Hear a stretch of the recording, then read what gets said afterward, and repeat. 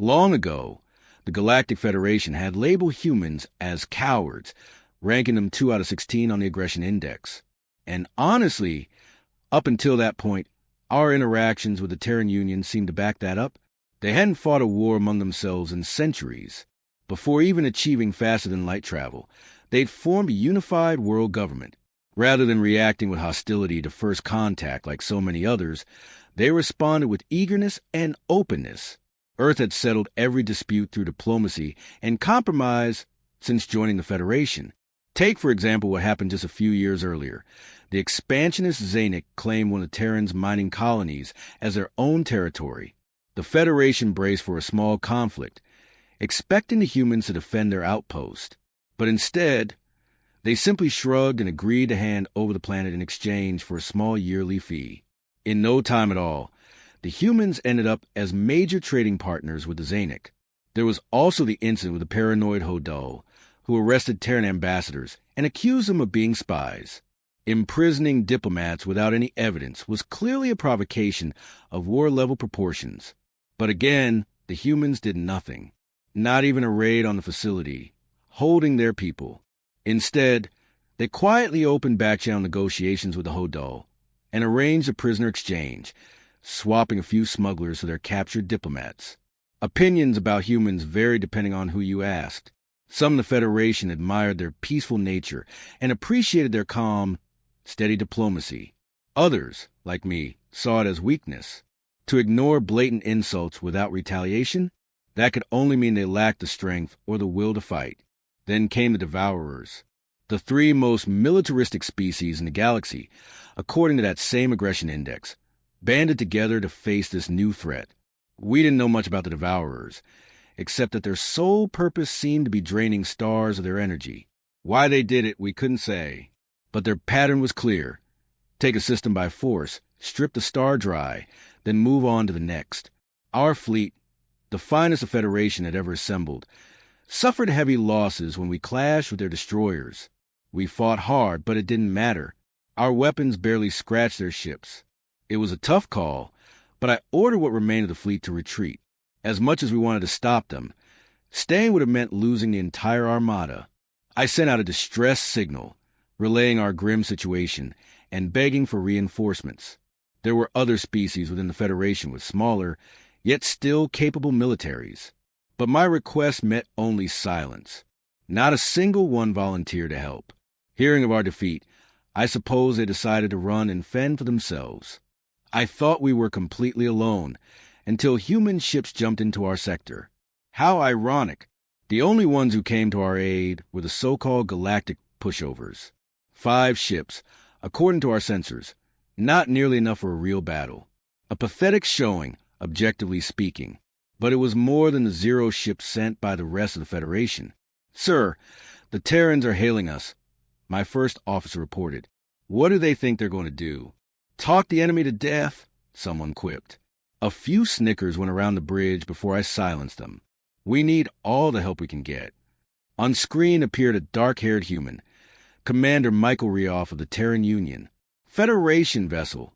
This is Commander Rioff. We are here to assist in any way possible." I bowed my head slightly. "Thank you for coming, Commander Rioff. I am General Kylon.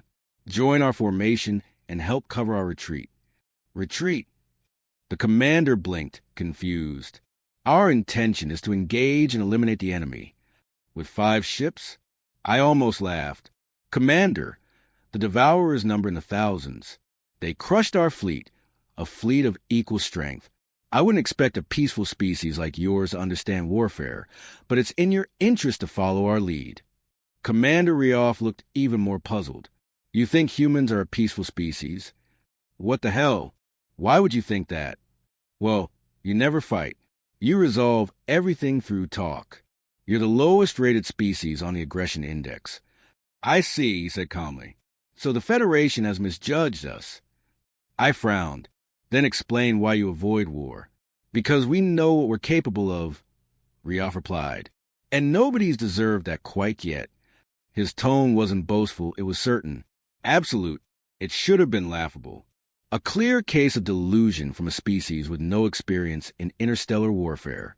The Devourers would make fools of these Earthlings and punish them for their arrogance. But if the commander truly wanted to throw his men away, I wouldn't stop him. If you insist on fighting, I won't stand in your way. But know that you're on your own. We're getting out of here. What's your plan? I asked. We brought a nanite bomb, he said casually. We developed it ourselves. Never actually used one before. In about 5% of simulations, they don't stop with localized targets and end up consuming all matter in the universe. He paused. But we programmed them to self-destruct after a few seconds. That'll probably work. Before I could respond, he gave an order. 9, Carter. Fire at the enemy in 5 seconds. My eyes widened. Wait. Hold up. You just said it could destroy everything. Too late. The Terran flagship launched a missile. At first, I thought they'd miss entirely. The projectile sailed past the Devourer fleet without hitting a single ship. Then it detonated at the rear of the formation, and all hell broke loose. Space itself seemed to shudder as an explosion tore through the enemy ranks. The blast was so powerful that our sensors overloaded, giving only error messages. At least a third of the Devourer fleet vaporized instantly. The energy and heat turned their ships into molten slag. No way anyone on board survived. Those further out survived the initial blast, though many sustained heavy damage. But something else, invisible, relentless, began dismantling each ship piece by piece. Nanobots, swarms of them, tearing apart the ships on a molecular level. The Devourers barely knew what hit them. By the time they tried to return fire, there was nothing left to shoot at. Their entire arsenal gone in seconds, and undoubtedly their personnel too. Where once stood an unstoppable army, now there was only empty space. With just a single missile, the humans unleashed destruction unlike anything I'd ever seen in my entire military career. Horror shot through me. What if they ever turned those monstrous weapons on the Federation?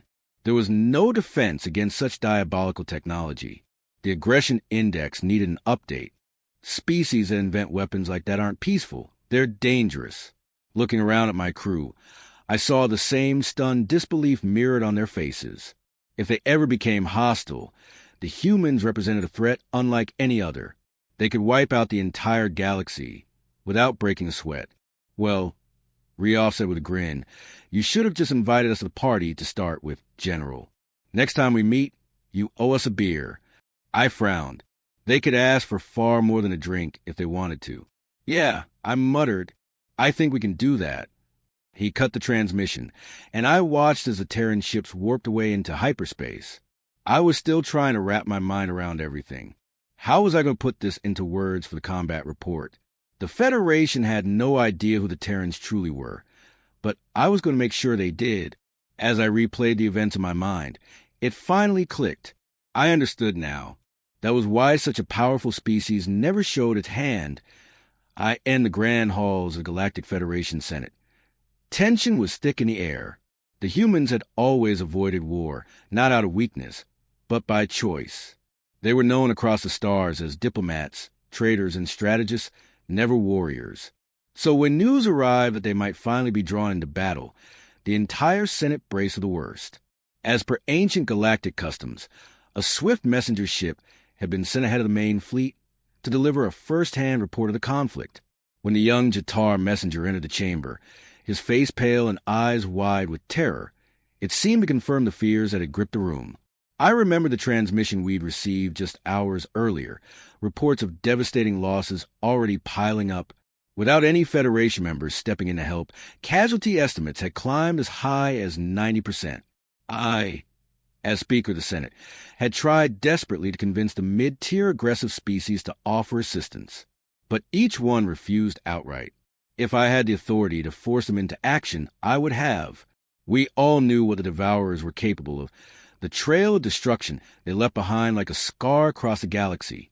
Yet, despite the danger, we had no choice but to stop them.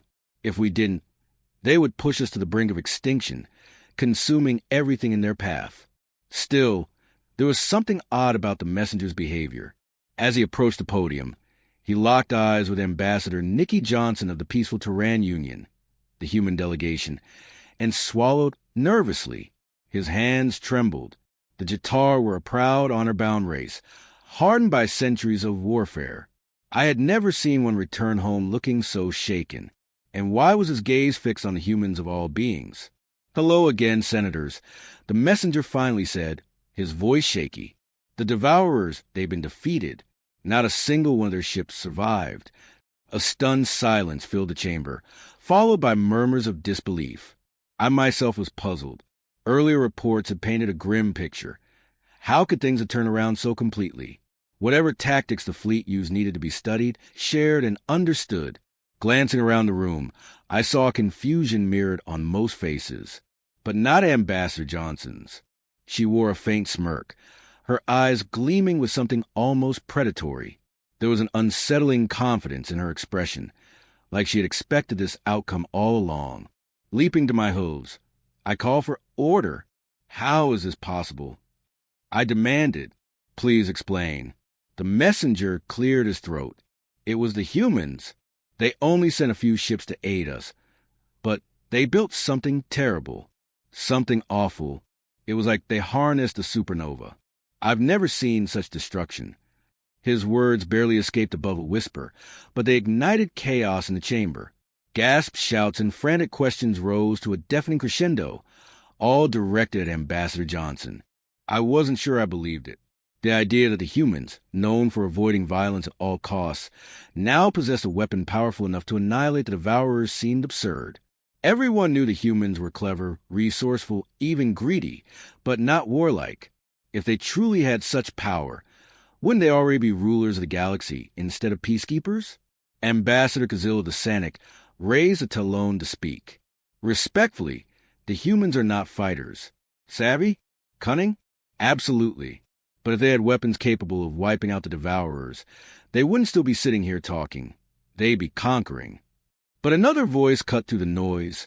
Solis, representative of the Ankh, one of the upper echelon aggressive species, and also humanity's closest ally in trade.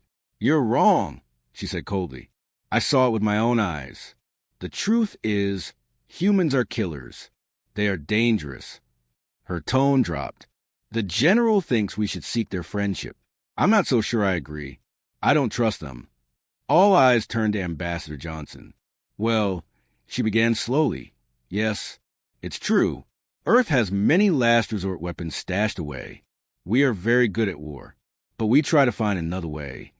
Her admission hung in the air like thunder before the storm. "Why did you present yourselves as peaceful?" I asked sharply. "You speak of diplomacy while hiding the most powerful weapons in the galaxy?" She sighed. "We never wanted to use them. Your aggression index. The high aggression species tend to be territorial, expansionist. If the Federation had looked into our history, you would have seen that we were once like that too. We lost millions in wars between our own factions. We grew tired of the bloodshed. Humanity chose to be better." She paused, choosing her next words carefully. "But the destructive part of us is still there. We buried it deep. You see, we're the only aggressive species with a strong sense of empathy. We wrestle with that duality constantly. We control ourselves with rules, and for the most part, we choose peace. But we know the depths of depravity. And we knew that one day, someone truly evil would come, and we would have to be worse." Her words echoed in my mind. A war within a species that cost millions of lives? Even the fiercest conflicts in Jatar history hadn't claimed more than 200,000. And yet, the humans had survived it. A species capable of such violence shouldn't even exist, let alone claim to be the galaxy's peacemakers. No matter how much they claimed to control their savagery, I couldn't shake the fear that they were still a threat. A race with such a violent past could easily turn on its allies in a moment of rage. Honestly, if I weren't afraid of retaliation, I would have moved to expel the Terran Union from the Federation right then and there. But it was probably wiser to keep them close. Better to have them as allies than enemies. Still, I forced a neutral expression. "You did save us from an enemy we could not defeat alone. We owe you a great debt. It will take time for the Federation to fully process what you've revealed, but thank you for ending the war." Johnson's eyes hardened. "The war isn't over," she replied. "We destroyed one fleet. The Devourers will send more, stronger ones. Humanity doesn't expect your blessing, but we do ask for your forgiveness for what we're about to do. What are you about to do? I ask cautiously. We're going to strike their home world with antimatter bombs. No survivors. It's a permanent solution. It may not be pretty, but we don't see any other option to end the terror they spread across the cluster. Even the most aggressive species in the room looked horrified. Ambassadors near her edged away as if fearing she might snap at any moment. No, I said firmly, shaking my head. That's genocide. The Federation cannot accept the eradication of an entire species. Please, let us try to negotiate a truce. We must exhaust every peaceful avenue before considering such an attack. You can't reason with someone who only wants to destroy you. Johnson shot back. Kill or be killed. She stood, gathering her belongings. How many innocent species have already died because of them? As far as we're concerned, it's better them than us. With that, she walked out, waving farewell to Ambassador Kazil as she left. I sat in stunned silence. How could anyone be so calm, so detached, about glassing an entire planet, even one belonging to a parasitic, warlike species like the Devourers? I wondered if we should at least make some effort to stop them, unlikely though it was. At least we could say we tried. Things had been simpler when we thought the humans were peaceful.